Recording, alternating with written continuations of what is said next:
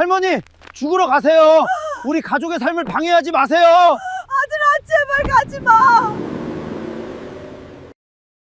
이제 그만 돌아가셨으면 좋겠어요. 보험금이라도 나올 텐데. 오늘 아침 저는 이 말을 들었어요. 제 며느리 유진이가 제 아들 민수에게 한 말이었죠.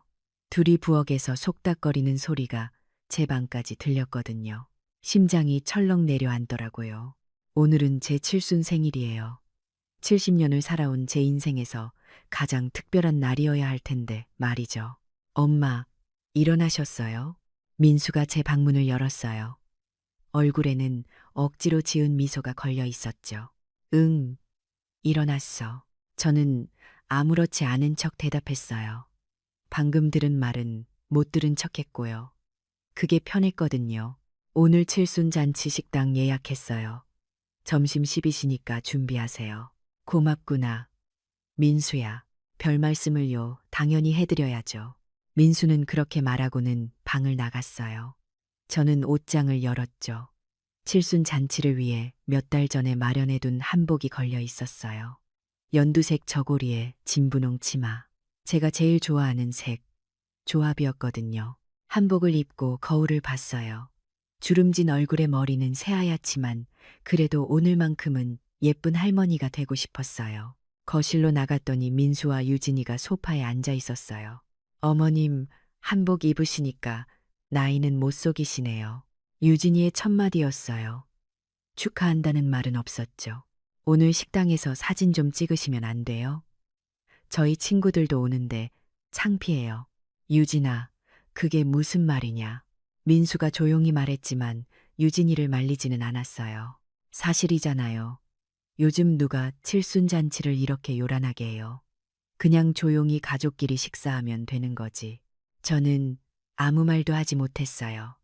목구멍에 뭔가 걸린 것 같았거든요. 자, 이제 출발해요. 늦으면 안 되니까. 민수가 차키를 들고 일어섰어요. 우리는 민수의 차를 타고 출발했죠. 벤츠 E클래스. 민수가 작년에 할부로 산 차였어요. 차 안은 조용했어요. 라디오도 켜지 않았고 아무도 말이 없었거든요. 저는 창밖을 보며 생각했어요. 이게 내 칠순 생일이구나 하고요. 1시간쯤 달렸을까요? 주변 풍경이 낯설어지기 시작했어요. 민수야, 식당이 이렇게 멀어. 엄마, 좋은데 예약했어요. 조금만 더 가면 돼요. 민수는 그렇게 대답했지만 표정이 이상했어요. 뭔가 숨기는 것 같았죠. 차는 점점 더 외진 곳으로 들어갔어요. 양쪽으로 논밭만 펼쳐져 있었죠. 건물은 하나도 보이지 않았고요. 민수야, 정말 식당이 이런 데 있어. 엄마, 요즘 이런 데 있는 식당이 핫하다고요. SNS에서 유명해요. 유진이가 끼어들었어요. 하지만 목소리에 떨림이 있었죠. 차가 멈췄어요. 주변을 둘러봤지만 아무것도 없었어요. 그냥 허허벌판이었거든요. 민수야, 여기가 어디냐? 엄마, 잠깐만요. 민수가 차에서 내렸어요. 유진이도 따라서 내렸고요. 저는 뒷좌석에 혼자 남았어요. 두 사람이 차 앞에서 뭔가 이야기하는 게 보였어요. 유진이가 민수를 밀고 민수가 고개를 숙이고 뭔가 싸우는 것 같았죠. 그러다가 민수가 제 문을 열었어요. 엄마, 내리세요. 응, 여기서. 네, 여기서요. 저는 어리둥절하면서도 차에서 내렸어요. 발이 땅에 닿는 순간 바람이 불었어요. 차가운 바람이었죠. 민수야, 식당이 어디 있어? 나는 아무것도 안 보이는데. 엄마, 민수가 뭔가 말하려다 멈췄어요. 그때 유진이가 나섰죠. 어머님, 식당 없어요. 뭐, 우리 이제 어머님 모시고 못 살겠어요. 죄송하지만 여기서 알아서 사세요. 유진이의 말이 귀에 들어오지 않았어요. 무슨 소리를 하는 건지 이해할 수가 없었거든요. 유진아, 이게 무슨 소리냐? 그대로예요. 우리 돈 없어요. 어머님 모시고 살 여유 없다고요. 그동안 어머님 때문에 얼마나 고생했는데요. 민수야, 네가 뭔 말을 하는 거냐?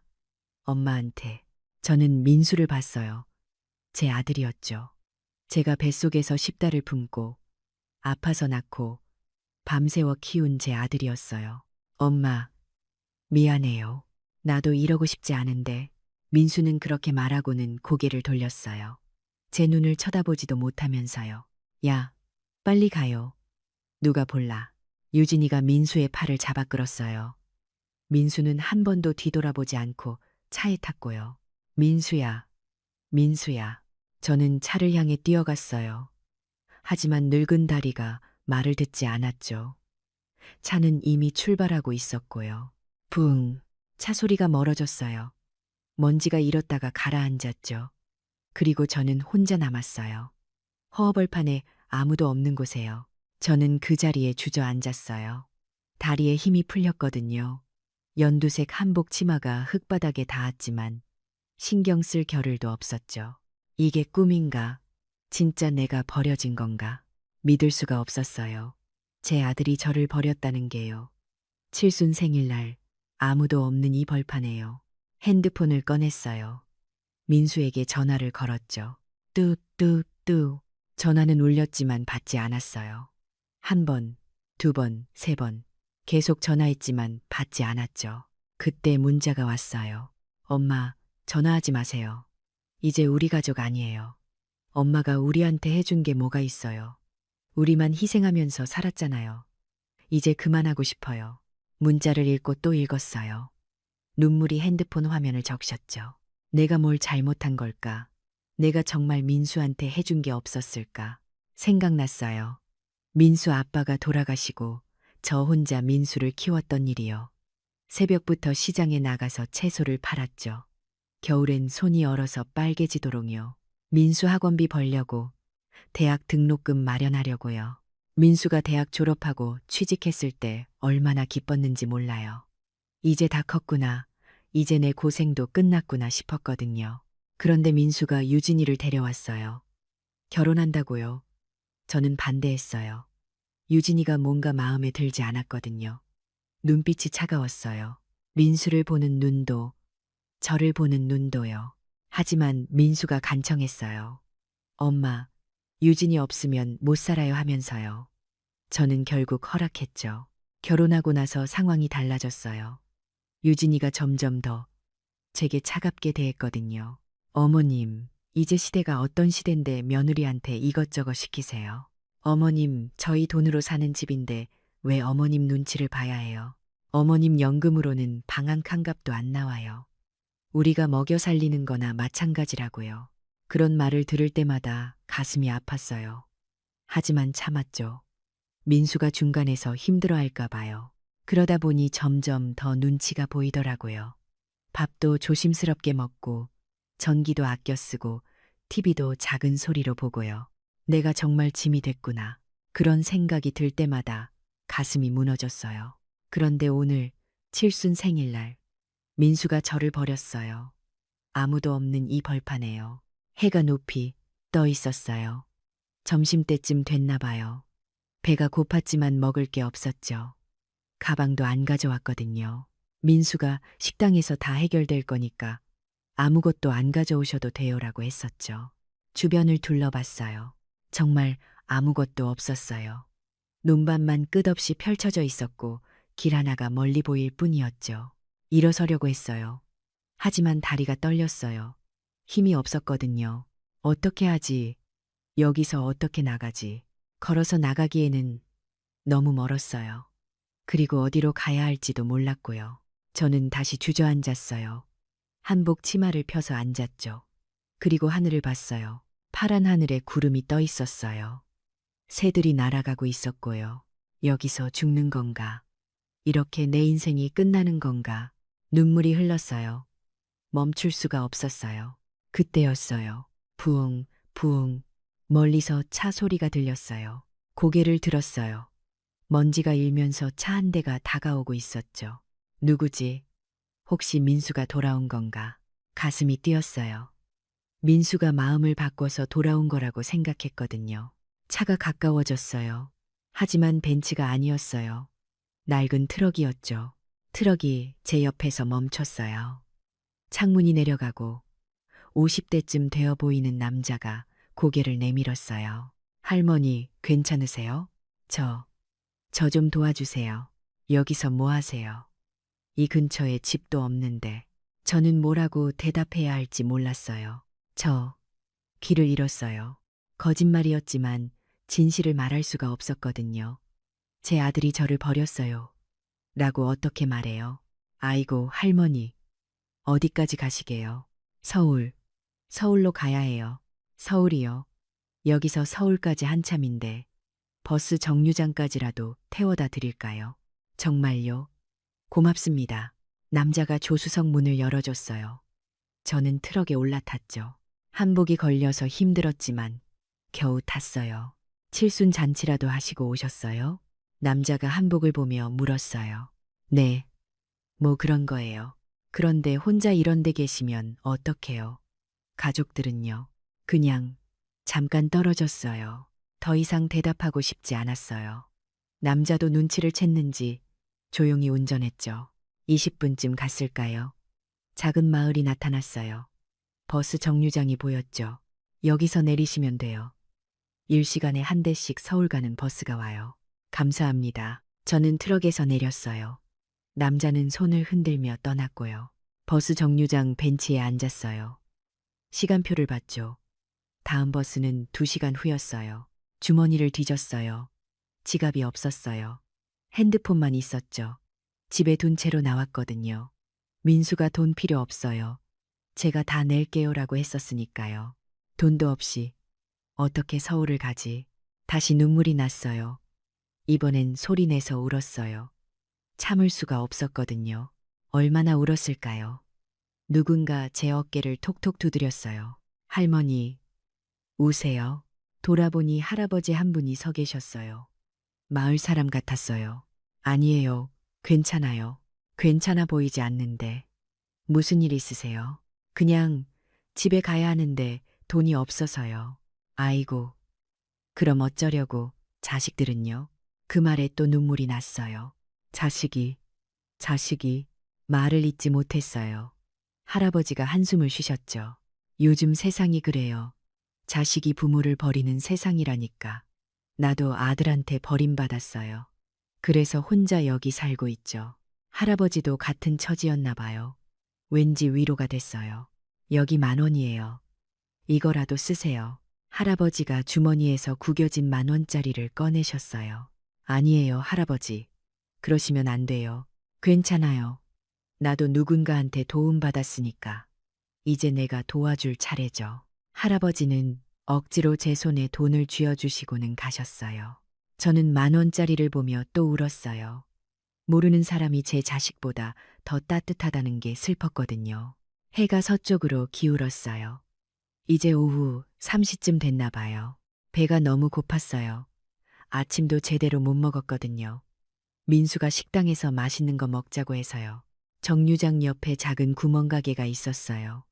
들어가서 삼각김밥 하나를 샀죠. 1,500원이었어요. 벤치에 앉아서 김밥을 먹었어요. 목이 메였지만 억지로 삼켰죠. 살아야 하니까요. 김밥을 먹으면서 생각했어요. 나는 이제 어떻게 살지? 돌아갈 곳이 없었어요. 민수네 집은 이제 제 집이 아니었고 제 이름으로 된 집도 없었거든요. 연금은 한 달에 40만 원. 그 돈으로 방을 얻고 살기엔 부족했어요. 이제 정말 혼자구나.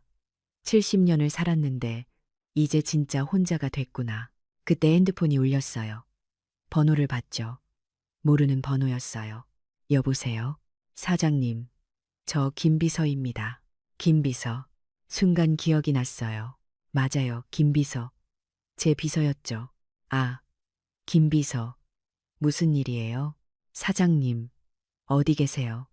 오늘 회의 있으시잖아요. 2시부터인데 안 오셔서 걱정했어요. 회의. 맞아요. 있었죠. 신규 사업 관련 중요한 회의였어요. 미안해요, 김비서. 오늘 좀 사정이 생겨서요. 괜찮으세요? 목소리가 이상하신데요. 괜찮아요. 회의는 다음 주로 미뤄주세요. 네, 알겠습니다. 그런데 사장님, 정말 괜찮으세요? 네, 걱정 마요. 전화를 끊었어요. 저는 사실 회사 사장이었어요. 아니, 정확히는 회장이었죠. 다송건설이라는 회사의 회장이었어요. 남편이 일찍 돌아가시고 저는 남편의 작은 건설 회사를 물려받았어요. 처음에는 직원이 5명뿐이었죠. 하지만 저는 포기하지 않았어요. 밤낮 없이 일했고 작은 일부터 하나씩 따냈어요. 건물 한 채, 두 채 짓고 점점 더 큰 프로젝트를 맡았죠. 30년이 지났어요. 이제 다솜건설은 직원 500명, 연매출 3천억 원의 회사가 됐어요. 서울 강남에 본사 건물도 있고 전국에 지사도 있었죠. 하지만 민수는 몰랐어요. 제가 회사를 운영한다는 걸요. 왜 숨겼냐고요. 민수가 대학 졸업하고 취직했을 때 저는 결정했어요. 민수에게 제 돈으로 살게 하고 싶지 않다고요. 시장에서 채소 장사하던 때가 있었잖아요. 민수는 그때 어머니를 기억하고 있었어요. 가난했지만 열심히 살았던 어머니를요. 저는 그 모습으로 남고 싶었어요. 민수가 우리 엄마는 가난했지만 나를 위해 평생 고생하셨어라고 생각하길 바랐죠. 회사는 제 본명인 박선영으로 운영했어요. 민수 앞에서는 연금으로 사는 평범한 할머니였고요. 왜 그랬을까요? 민수가 제 돈을 바라보는 사람이 되길 원치 않았거든요. 스스로 노력해서 자기 인생을 살길 바랐어요. 그래서 유진이를 만났을 때도 제 재산 이야기는 하지 않았어요. 유진이가 저를 무시할 때마다 속으로 생각했어요. 너희가 나를 어떻게 대하든 나는 참을 거야. 민수가 스스로 깨닫길 기다릴 거야라고요. 하지만 오늘 민수는 저를 버렸어요. 그것도 칠순 생일날 아무도 없는 벌판에요. 내가 잘못 생각한 건가? 민수를 시험한 게 잘못된 건가? 후회가 밀려왔어요. 그때 또 전화가 왔어요. 이번엔 이 실장이었어요. 제 오른팔이자 30년 직이었죠. 사장님, 괜찮으세요? 김 비서한테 들었어요. 실장님, 목소리가 떨렸어요. 이 실장 앞에서는 숨길 수가 없었거든요. 무슨 일 있으세요? 지금 어디 계세요? 말이 나오지 않았어요. 사장님, 위치 보내주세요. 제가 지금 바로 갈게요. 아니에요. 괜찮아요. 괜찮아 보이지 않은데요. 제발 위치 좀 보내주세요. 이 실장의 목소리에 걱정이 묻어났어요. 저는 결국 위치를 보냈어요. 더 이상 혼자 견딜 자신이 없었거든요. 30분 안에 갈게요. 거기서 기다리세요. 전화가 끊겼어요. 저는 벤치에 앉아서 기다렸어요. 해가 점점 더 낮아졌고 바람이 차가워졌죠. 한복 저고리를 여몄어요. 추웠거든요. 내 칠순 생일이 이렇게 끝나는구나. 웃음이 나왔어요. 슬픈 웃음이었죠. 정확히 28분 후에 차가 도착했어요. 벤츠 S클래스였어요. 검은색이었죠. 차가 멈추고 이 실장이 뛰어내렸어요. 50대 후반의 단정한 여자였어요. 사장님, 이 실장이 저를 보더니 눈이 커졌어요. 사장님, 왜 이러고 계세요? 무슨 일이에요? 저는 그제야 무너졌어요. 이 실장 품에 안겨서 소리내어 울었죠. 실장님, 민수가 저를 천천히 말씀하세요. 무슨 일이에요? 저는 오늘 있었던 일을 다 얘기했어요. 민수와 유진이가 저를 버렸다는 것, 칠순잔치는 거짓말이었다는 것, 허허벌판에 혼자 남겨졌다는 것을요. 이 실장의 얼굴이 굳어졌어요. 그 인간들이 어떻게 사장님을, 실장님, 욕하지 마요. 그래도 내 아들이에요. 아들이요. 어머니를 버리는 게 아들인가요? 이 실장이 화가 난 목소리로 말했어요. 사장님, 이제 그만하세요. 민수 씨한테 진실을 밝히세요. 사장님이 누구신지, 얼마나 대단한 분이신지요. 아니에요. 왜요? 왜 아직도 숨기시려고요? 민수가 돈 때문에 저한테 돌아오는 걸 원치 않아요. 그럼 어쩌시려고요? 이대로 당하고만 계실 거예요. 저는 대답하지 못했어요. 이 실장이 한숨을 쉬었어요. 사장님, 차 타세요. 일단 집으로 모셔다 드릴게요. 집이요? 어디로요? 본가요. 강남 본가 있잖아요. 맞아요. 저는 강남에 집이 있었어요. 30평대 아파트가 아니라 500평짜리 단독주택이었죠. 하지만 그곳엔 10년째 안 갔어요. 민수네 집에서 살면서 본가는 비워뒀거든요. 일단 가서 쉬세요. 그리고 생각하시고요. 저는 차에 탔어요. 이 실장이 운전을 시작했죠. 창밖을 보면서 생각했어요. 이제 어떡하지? 민수는 어떻게 하지? 차는 서울로 들어왔어요. 익숙한 거리들이 보였죠. 하지만 우리는 민수네 집이 있는 노원구로 가지 않았어요. 강남 쪽으로 향했거든요. 1시간쯤 지났을까요? 차가 조용한 주택가로 들어섰어요. 큰 나무들이 늘어선 길이었죠. 그리고 철문 앞에서 멈췄어요. 이 실장이 리모컨을 눌렀어요. 철문이 천천히 열렸죠. 안으로 들어가니 정원이 펼쳐졌어요. 잘 가꿔진 잔디밭과 꽃밭, 그리고 그 끝에 2층짜리 한옥이 서 있었어요. 다 왔어요, 사장님. 차에서 내렸어요. 현관까지 걸어가는데 다리가 후들거렸어요. 오늘 하루가 너무 길었거든요. 문을 열고 들어갔어요. 10년 만에 들어오는 집이었지만 깨끗했어요. 먼지 하나 없었죠. 실장님, 청소는 제가 일주일에 한 번씩 와서 했어요. 언젠가 사장님이 돌아오실 줄 알았거든요. 이 실장의 배려에 가슴이 뭉클했어요. 거실 소파에 앉았어요. 익숙한 감촉이었죠. 이 소파에서 남편과 차를 마시곤 했었어요. 사장님, 옷 갈아입으세요.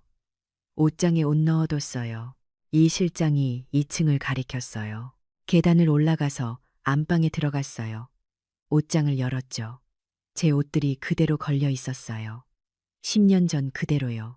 한복을 벗고 편한 옷으로 갈아입었어요. 거울을 봤어요. 피곤한 얼굴이었죠. 칠순이 된 제 얼굴이었어요. 침대에 앉았어요. 이 침대에서 남편과 수많은 밤을 보냈었죠. 남편 사진을 봤어요. 침대 옆 테이블에 놓여 있었거든요.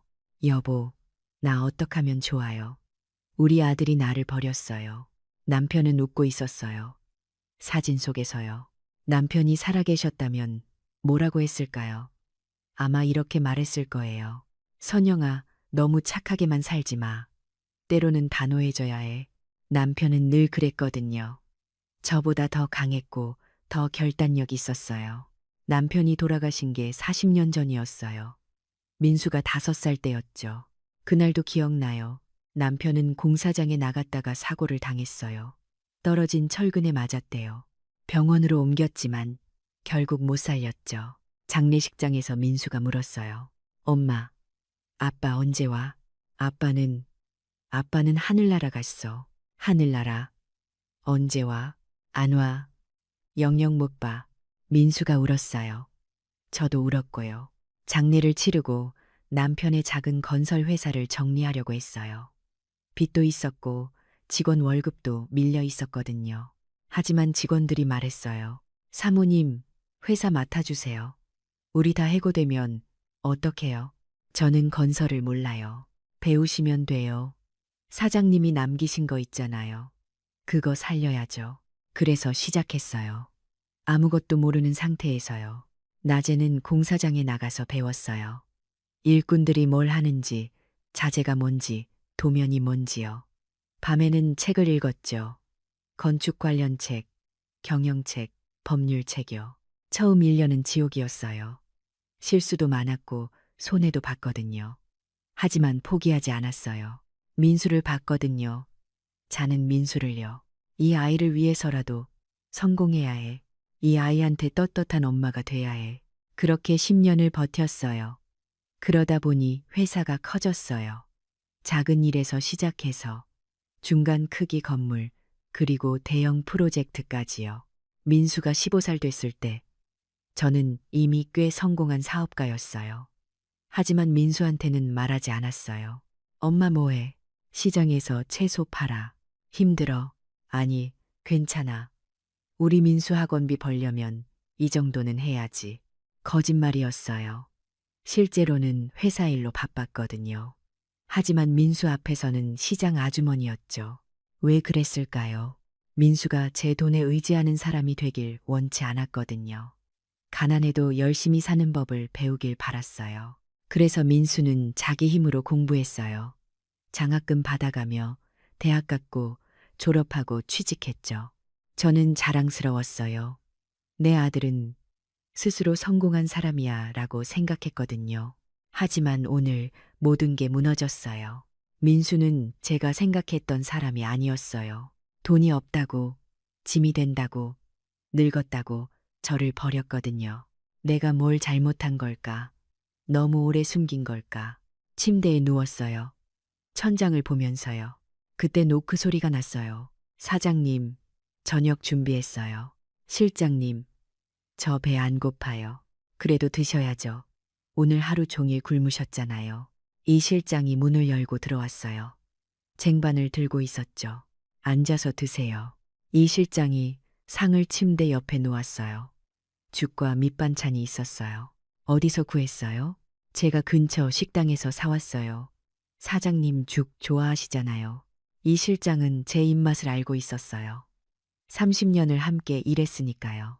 죽을 한 숟가락 떴어요. 따뜻했어요. 목으로 넘어가면서 몸이 녹는 것 같았죠. 맛있어요? 네. 고마워요, 실장님. 천만에요. 제가 해드릴 수 있는 게 이것밖에 없네요. 죽을 다 먹었어요. 이상하게 눈물이 났어요. 실장님. 네, 사장님. 저 이제 어떻게 해요? 민수는 어떻게 해요?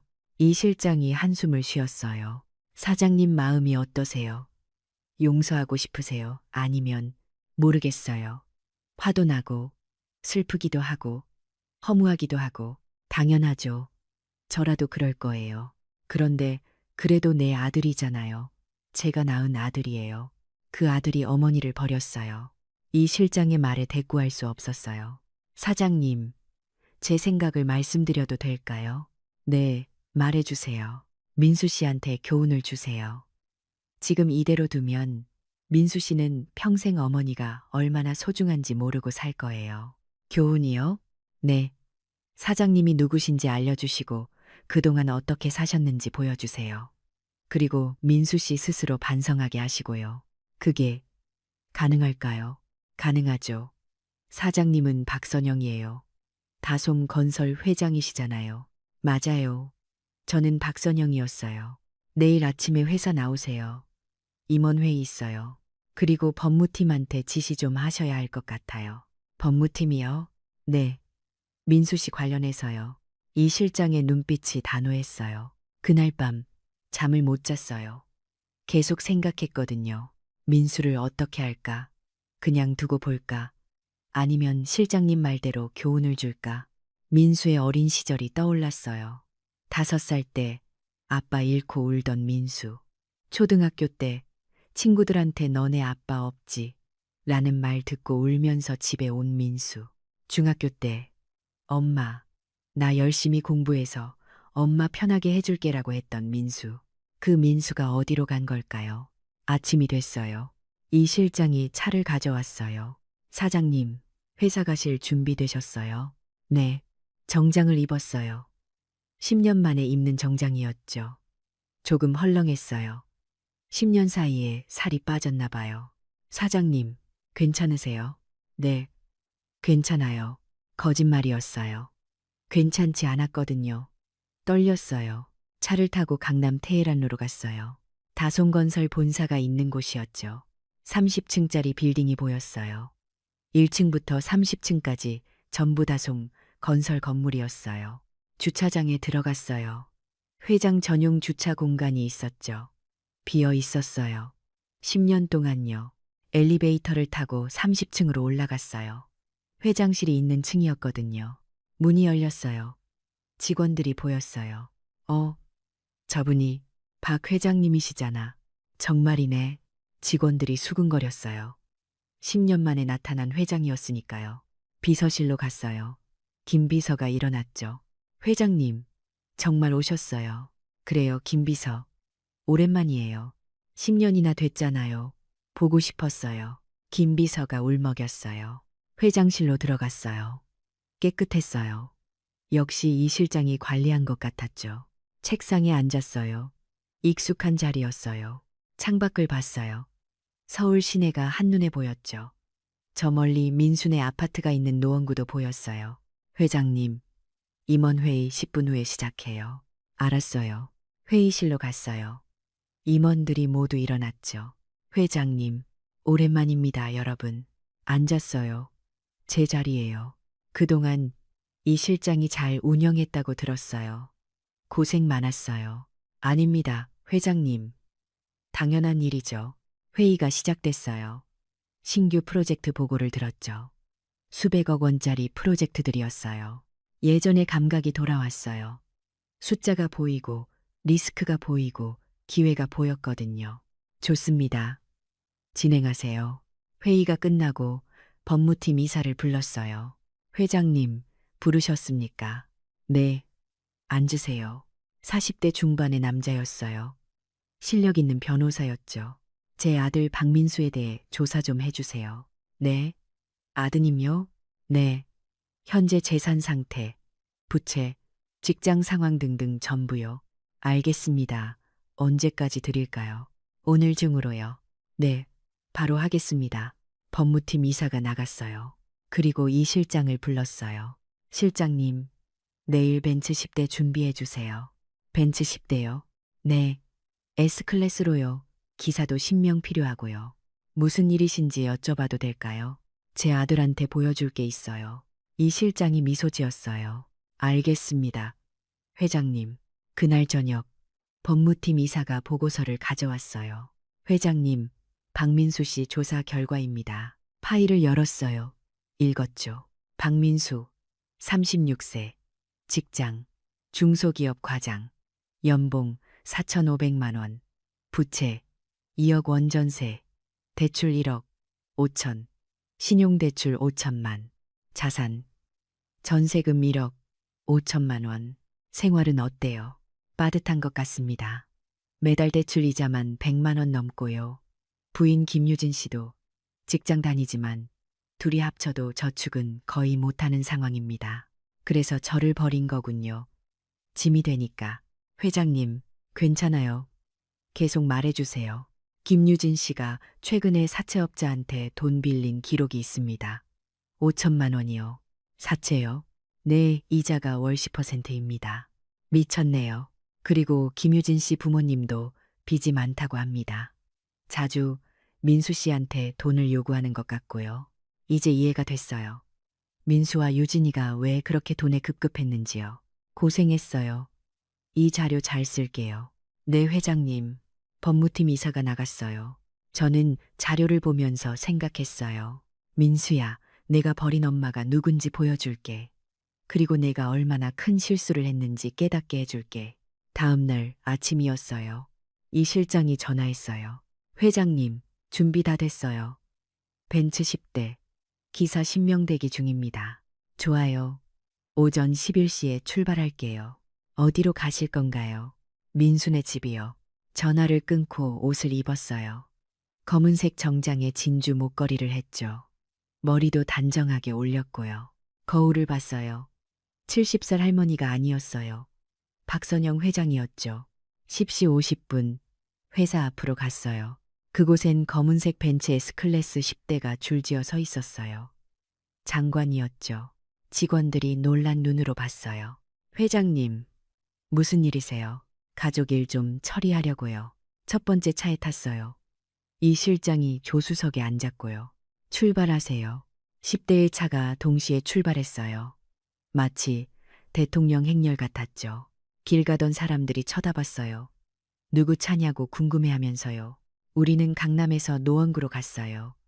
민수네 아파트가 있는 곳이었죠. 아파트 단지 입구에 도착했어요. 경비 아저씨가 놀라서 달려왔어요. 어디 찾으세요? 604동 앞으로 가주세요. 네. 거기요. 네. 경비 아저씨가 차단기를 올렸어요.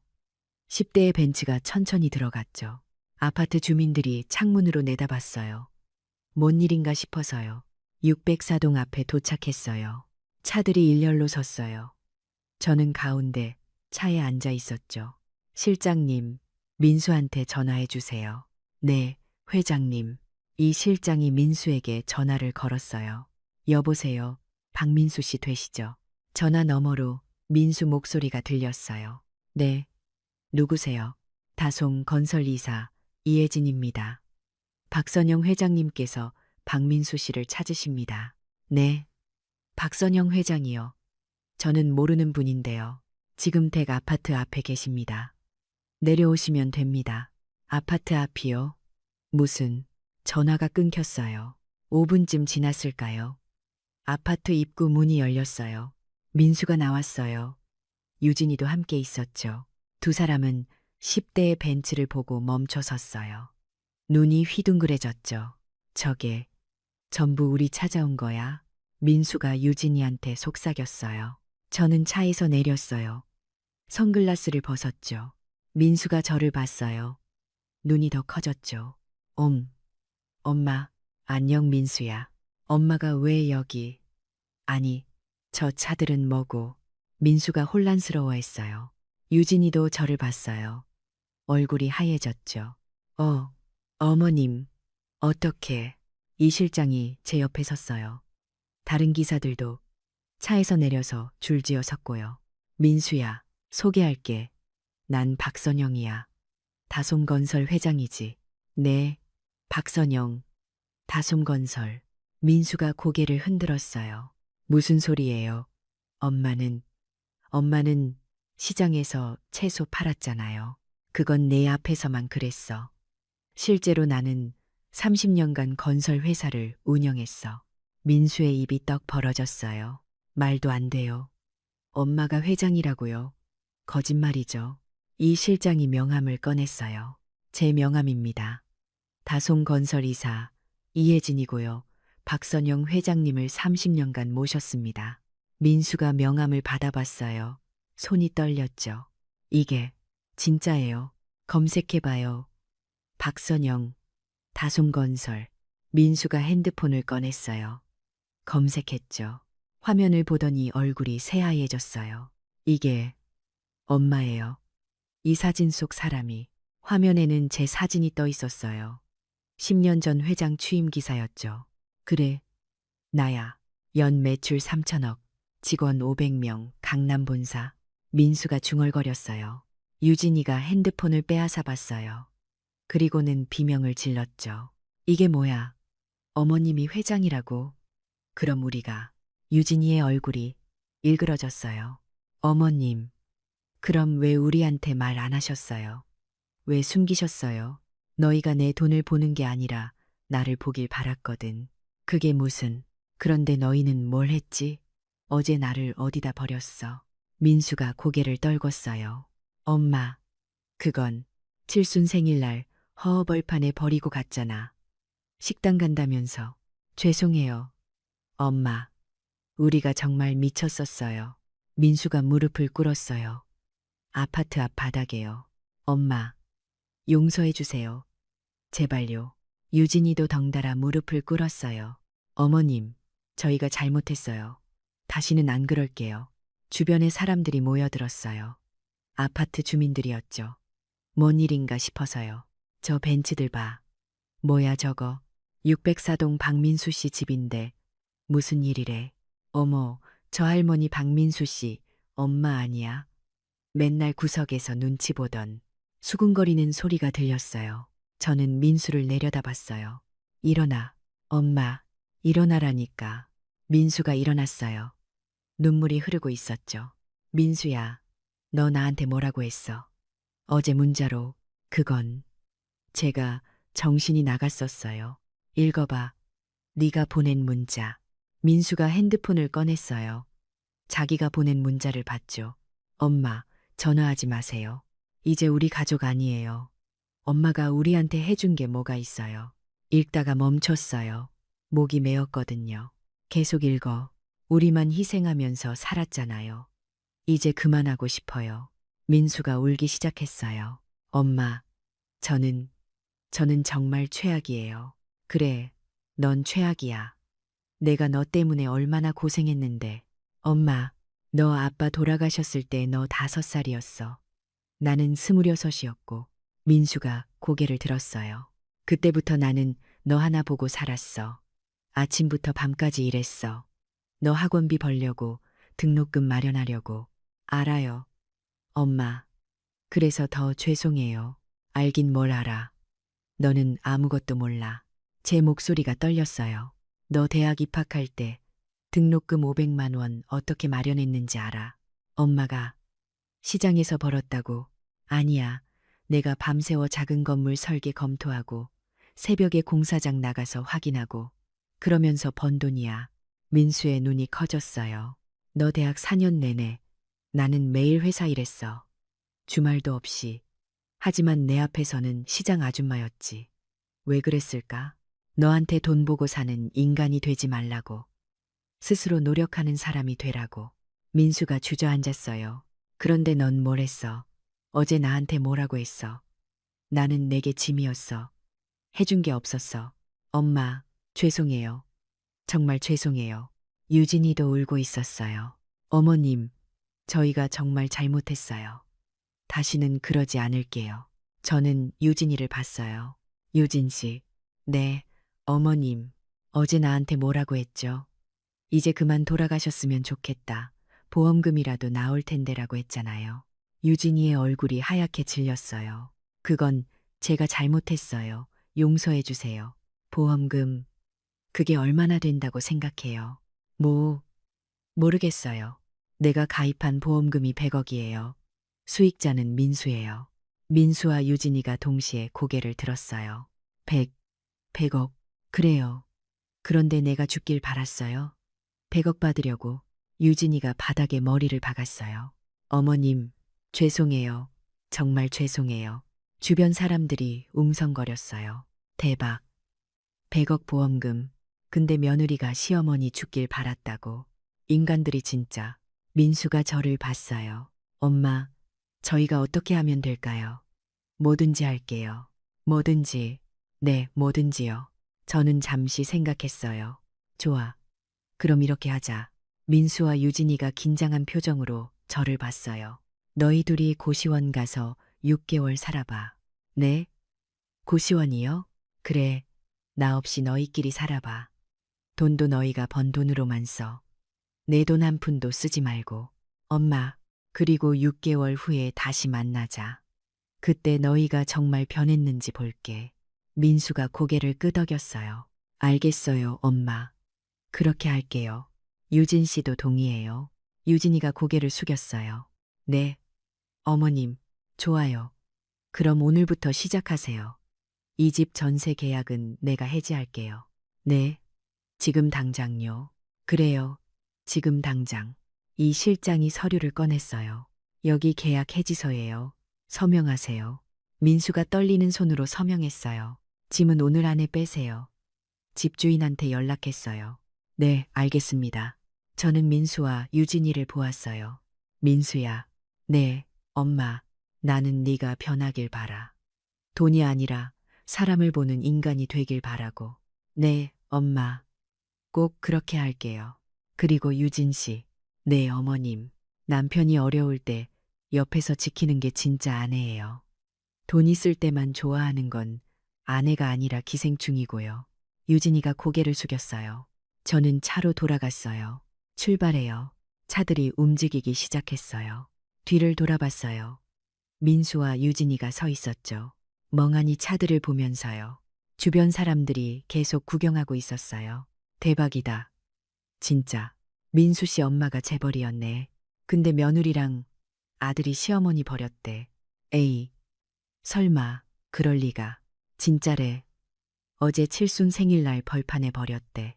소문은 빠르게 퍼질 거예요. 아파트 단지 전체예요. 차 안에서 이 실장이 물었어요. 회장님, 괜찮으세요? 네, 괜찮아요. 정말요? 아니요, 사실은 괜찮지 않아요. 눈물이 흘렀어요. 그래도 이렇게라도 해야 민수가 정신 차릴 것 같아요. 잘하셨어요, 회장님. 차는 강남으로 돌아갔어요. 그날 저녁 민수한테서 문자가 왔어요. 엄마, 고시원 구했어요. 오늘부터 여기서 살게요. 엄마한테 정말 미안해요. 6개월 후에 꼭 달라진 모습 보여드릴게요. 사랑해요, 엄마. 사진도 첨부돼 있었어요. 작은 고시원 방이었죠. 3평도 안 돼 보였어요. 저는 답장을 보냈어요. 고생해라. 엄마는 널 믿어. 핸드폰을 내려놓고 창밖을 봤어요.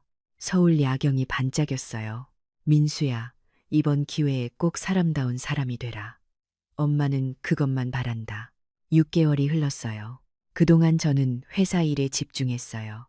새로운 프로젝트를 따냈고 직원들과 더 많은 시간을 보냈죠. 하지만 매일 밤 민수 생각을 했어요. 고시원에서 어떻게 지내는지, 힘들진 않은지요. 민수는 일주일에 한 번씩 문자를 보냈어요. 엄마, 저 오늘 라면 끓여 먹었어요. 엄마가 해주시던 라면이 그리워요. 엄마, 오늘 월급 받았어요. 이렇게 적은 돈으로 한 달을 산다는 게 힘드네요. 엄마, 유진이랑 싸웠어요. 돈 없으니까 계속 싸우게 돼요. 엄마한테 정말 미안해요. 그럴 때마다 가슴이 아팠어요. 달려가서 안아주고 싶었거든요. 하지만 참았어요. 민수가 스스로 깨닫길 바랐으니까요. 3개월쯤 됐을 때 민수한테서 긴 문자가 왔어요. 엄마, 저 오늘 깨달았어요. 엄마가 얼마나 힘들게 저를 키우셨는지요. 고시원에서 3개월 살았는데 벌써 지쳐요. 근데 엄마는 30년을 이렇게 사셨잖아요. 엄마는 정말 대단하세요. 저는 한없이 작은 인간이고요. 죄송해요, 엄마. 정말 죄송해요. 그 문자를 읽고 울었어요. 민수가 변하고 있다는 게 느껴졌거든요. 4개월째 민수가 전화를 했어요. 엄마, 응, 민수야. 저 승진했어요. 정말 축하해. 엄마 없이 일하다 보니까 더 열심히 하게 되더라고요. 상사가 인정해줬어요. 목소리에 자신감이 있었어요. 예전엔 없던 거였죠. 잘했어, 민수야. 엄마, 유진이도 많이 변했어요. 이제 짜증 안 내고 저랑 같이 힘든 걸 이겨내려고 노력해요. 다행이구나. 2개월만 더 기다려주세요. 꼭 달라진 모습 보여드릴게요. 알았어. 엄마 믿는다. 5개월째 민수가 사진을 보냈어요. 작은 원룸이었어요. 고시원보다는 나았지만 여전히 좁았죠. 엄마, 저희 전세금 모아서 원룸 얻었어요. 이제 고시원 안 살아요. 고생했구나. 괜찮아요. 이것도 행복이에요. 유진이랑 둘이서 벌어서 사는 게 뿌듯해요. 민수가 변했어요. 돈이 아니라 노력의 가치를 알게 된 거죠. 드디어 6개월이 됐어요. 약속한 날이었어요. 민수한테 문자를 보냈어요. 오늘 저녁 7시 강남 본사로 와라. 엄마 회장실로. 네, 엄마. 꼭 갈게요. 저는 회사에서 기다렸어요. 떨렸어요. 6개월 만에 보는 아들이었거든요. 7시 정각. 노크 소리가 났어요. 들어와. 문이 열렸어요. 민수와 유진이 들어왔죠. 달라져 있었어요. 민수는 살이 빠져 있었어요. 얼굴도 까맣게 탔고요. 하지만 눈빛이 달랐어요. 예전처럼 흐릿하지 않고 또렷했죠. 유진이도 화장을 안 하고 왔어요. 예전엔 항상 진하게 화장했었는데요. 수수한 모습이었지만 더 예뻐 보였어요. 엄마, 앉아라.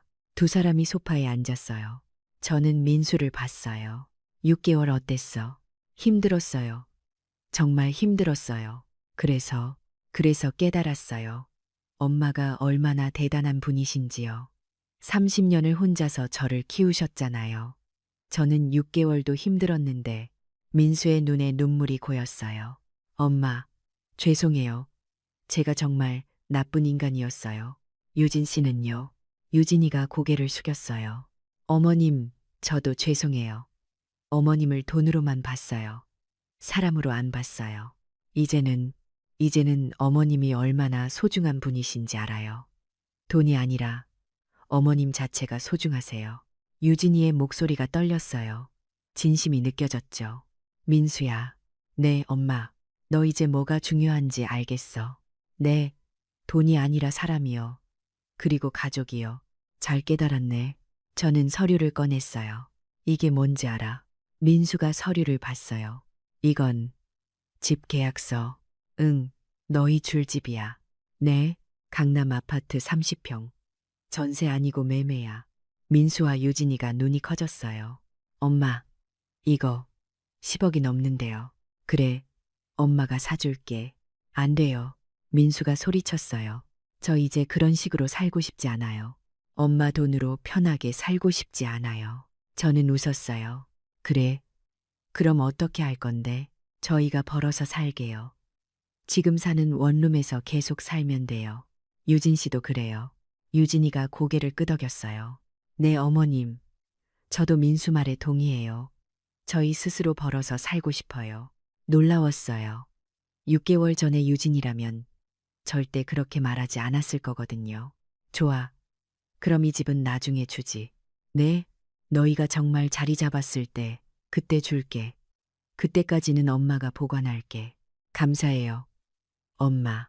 민수가 일어나서 제게 다가왔어요. 엄마, 안아도 돼요? 저도 일어났어요. 민수를 안았죠. 얼마만인지 몰라요. 민수를 이렇게 안아본 게요. 민수가 울었어요. 제 품에서요. 엄마, 사랑해요.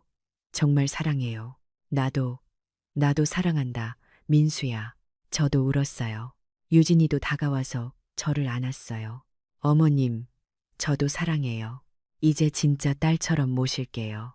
우리는 셋이서 한참을 안고 있었어요.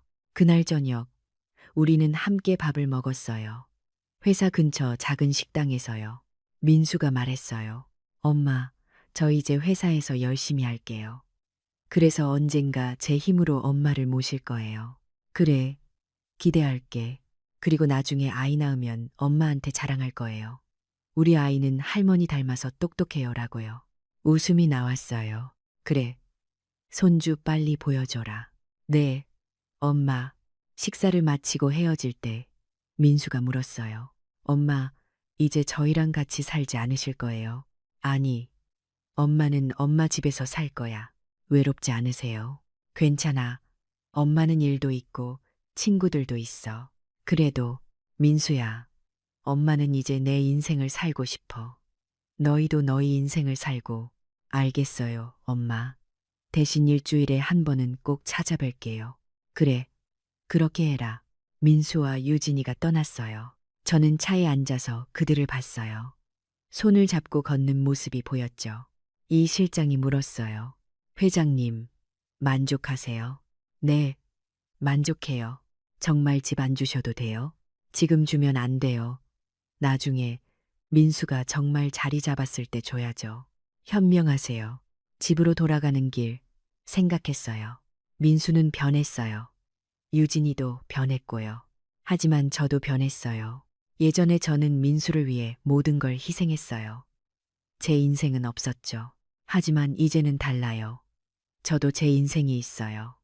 회사도, 친구도, 취미도 있고요. 민수는 제 아들이지만 제 전부는 아니에요. 저는 박선영이에요.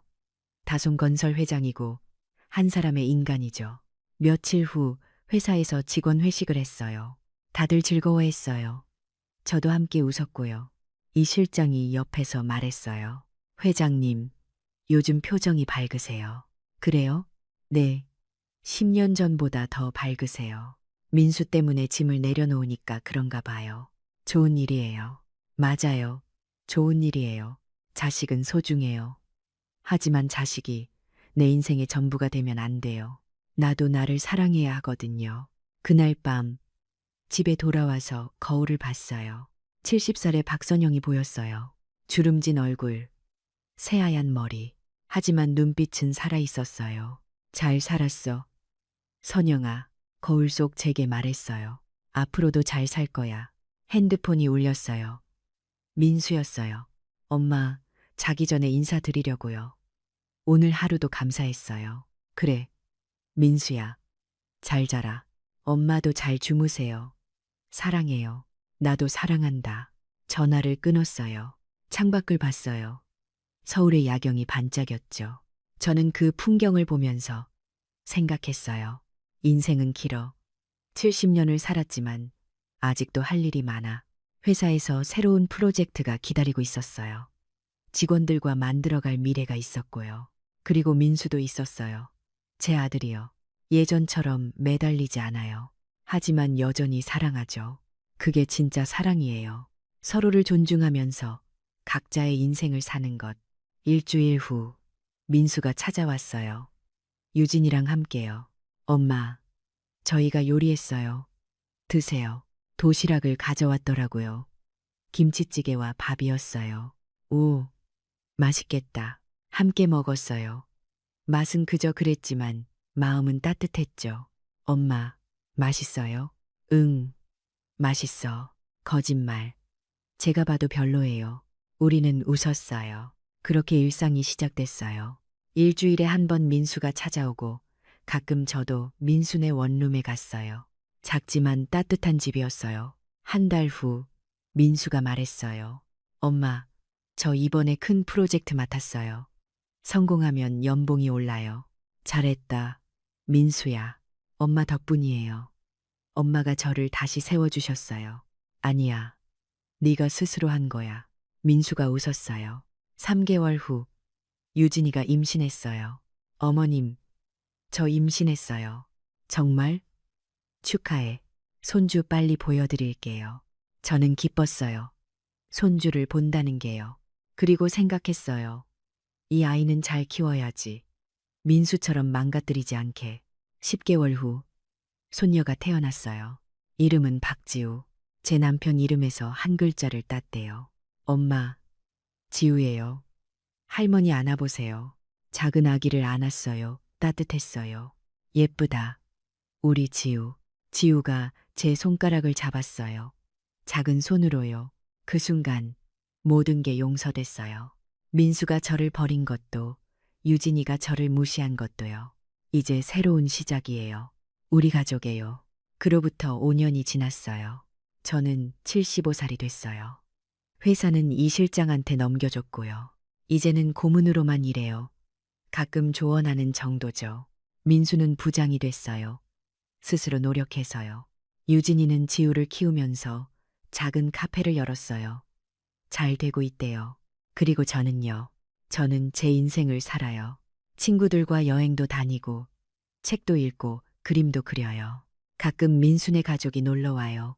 지우가 할머니 하면서 뛰어들고요. 그럴 때가 제일 행복해요. 하지만 그들이 가고 나면 저는 다시 제 일상으로 돌아가요. 그게 좋아요. 어제 지우가 물었어요. 할머니는 돈 많아요? 응, 많아. 그럼 우리한테 다 줄 거예요? 민수가 깜짝 놀라서 말했어요. 지우야, 그런 거 물어보면 안 돼. 저는 웃었어요. 지우야, 할머니 돈은 할머니 거야. 나중에 할머니가 죽으면 너희 아빠한테 좀 줄 거고, 나머지는 불우한 어린이들 돕는 데 쓸 거야. 왜요? 돈은 많이 가진 사람이 나눠야 하거든. 그게 할머니가 배운 거야. 지우가 고개를 끄덕였어요. 알겠어요, 할머니. 저도 나중에 돈 많이 벌면 나눌 거예요. 그래, 착하다. 민수가 저를 봤어요. 눈물이 글썽였죠. 엄마, 고마워요. 정말 고마워요.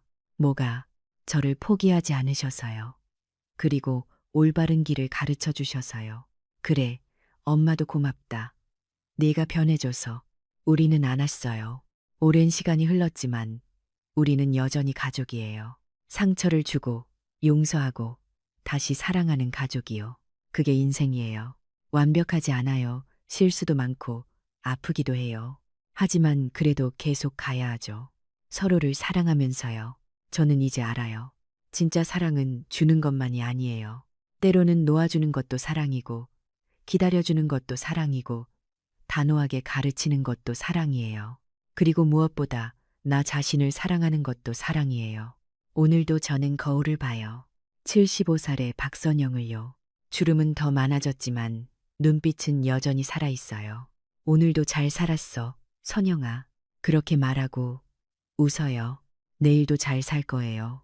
제 아들과 손녀와 함께요. 하지만 가장 중요한 건 나 자신과 함께 사는 거예요. 그게 제가 70년을 살면서 배운 가장 큰 교훈이에요.